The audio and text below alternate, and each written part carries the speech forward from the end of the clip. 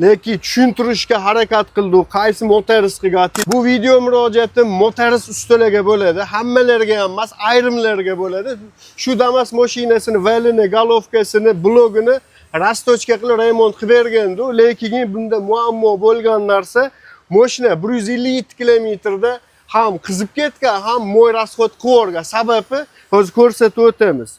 Pompasiga e'tibor berishmagan, rabochiy holatda qo'yib yuborishgan. Shu joyda trashina bo'lgan. Mas'ul nasos ham eski rabochiy holatda qo'yishgan. Eng asosiysi radiator. Arzon narsa, arzimagan 200 minglik narsani ham eski rabochiy holatda qo'yib yuborishgan. Ko'lsani ham poddelkasini arzonni qo'yishgan, ko'lsa ham yemirilib ketgan. Nima demoqchiman? Bu ikkinchi marta bo'lishi bu narsa. Kimdir noto'g'ri tushunishi mumkin, lekin bu biratan imkoniyatlar cheklangan, gapirolmasa qoldi. Biz qaysi motoris qildi, kim qildi, telefon nomerlarini bering deb so'radi, lekin tushuntirib bera olmadilar, kim nima qilganini. O'zimizni ko'z qilishmas, klientlarni servisimizdan norozi qilib chiqazmaymiz.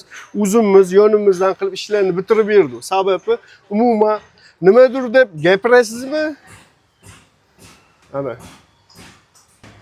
Mana shunaqa o'kan imkoniyat cheklangan, lekin 2 marta rasxodga tushishlari mumkin edi, lekin bu narsani o'zimiz yonimizdan ishlarni bitirib berdik. Cho'tki qilib, videoga like bosib, yaqinlarga jo'natib qo'yasizlar. Bunaqa xato qilmasliklarini tavsiya qilamiz. Sababi bu ikkinchi marta kuzatilishida iltimos e'tiborliroq bo'lasizlar. Sababi 2 marta, 3 marta rasxodga tushib qolishdi.